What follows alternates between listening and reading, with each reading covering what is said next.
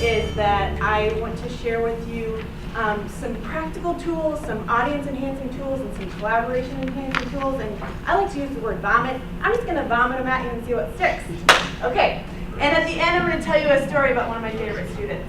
So to start, somebody much wiser than myself said to me once, good writing is good writing is good writing is good writing. And so no matter whether our students are writing online or we're writing online or we're writing with a pen and paper, good writing is good writing. But one of the tools that's been most helpful for me to think about technology, like some of the questions you were asking, I love this SAMR model is what it's called. And I could do a whole hour on this model, but let's just focus here. There's all kinds of tech that I would call sexy, that it's like, ooh, shiny, squirrel, I want to play with that. But it's just replacing something we already do. And so sometimes those technologies, like the panel that was just talking before, sometimes those technologies aren't really worth our buck and aren't worth our time, because we can do it simpler with flashcards was the example brought up last time. But some technologies in the writing classroom aren't just substituting for a pen and paper. It's actually redefining what we can actually do. And so I want to share with you some of those things that have sort of shifted the paradigm for me and made my eyes go cantaloupe, like, whoa, this could be really different. And the first is a very practical. This is the smallest cantaloupe of them all. But this is within Google Documents. If any of you work with students or yourself use APA or MLA citation, very practical tool that's really seamless within Google Docs. I need to say it. My husband always says, Eddie, slow down. Life will happen. Okay. But within Google Docs, if you create a new document, and let's say you're typing along, and you're like, man, I sound smart. I better find someone who agrees with me so I can, validate what I'm saying. So let's say you're writing a paper about, I'm seeing Dr. Brooks, so I'll just say identity formation. And maybe you want to cite something by someone named Brooke. And so here, it just brings up my list of resources right there within the Google document. And the cool, I think, really cool thing is this little triangle of wonder. If you click on it, you can decide to filter Creative Commons, if you're familiar with that. But then you can choose your formatting. And so let's say I'm writing APA, which is most often what I use. And I love this article. I can click on Cite it as a footnote. And then at the bottom of my paper, it's just going to throw in the APA citation or MLA. Obviously, you want to check it. But it's pretty seamless. And I've seen students be like, oh, we should cite this. And students don't say that. So that was the redefinition for me, that students were excited to cite something. So that's really practical, number one. The next two tools I'm going to show you have to do with audience, because I started by saying good writing is good writing is good writing, but at least in my mind, writing is this ancient thing where someone has something to say, plus there's someone to listen. And we all know traditionally maybe that someone to listen was just your crabby English teacher that you really didn't want to talk to her, maybe, or him.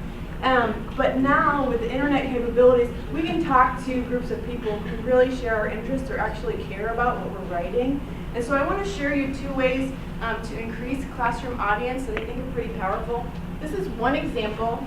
This is called a Beautiful Classrooms Project.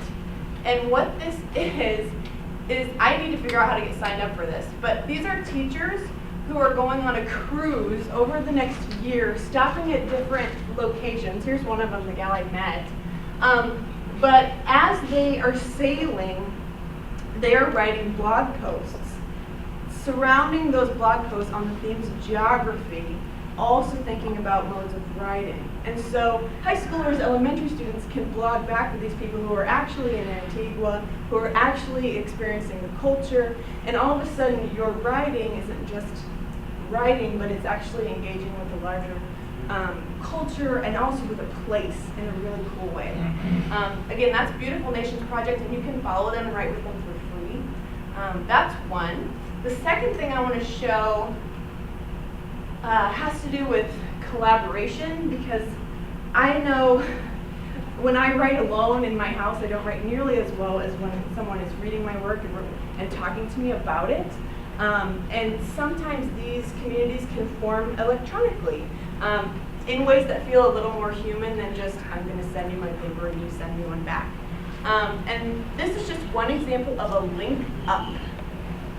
And all a link up is let's say Mary wrote a really cool prompt on here, here's what you should write today.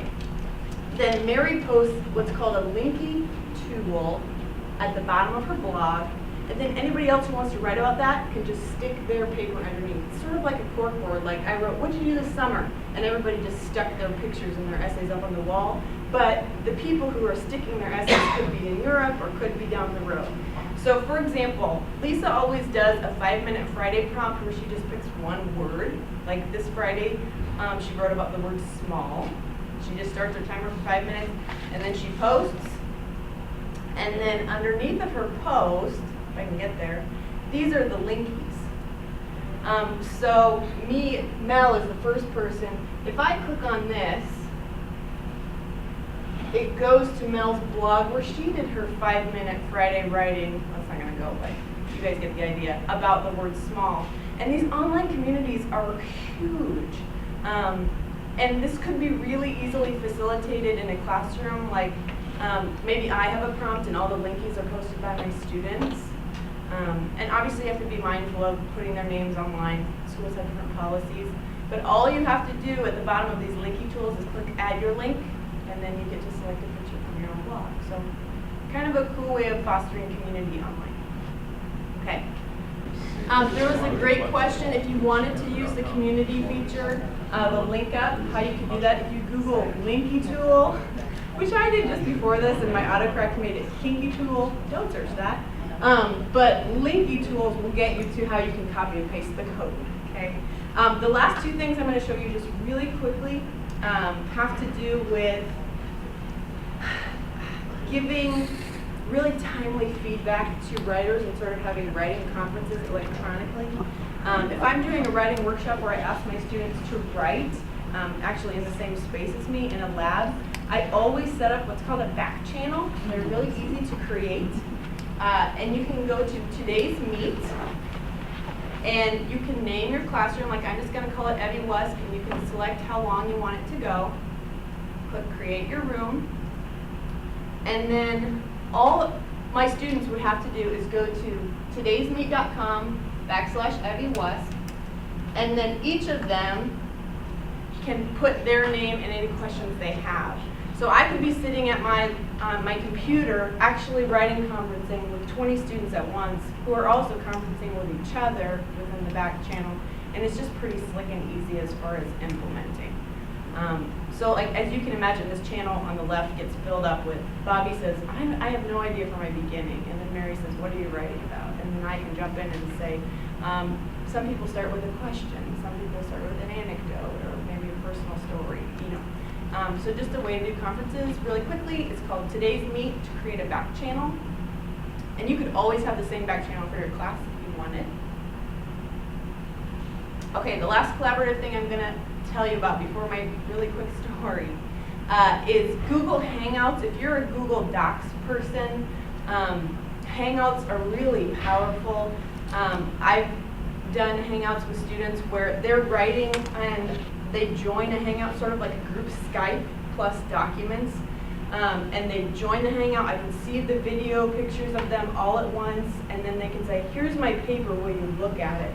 And so we could have a pretty traditional writing conference across space and across time.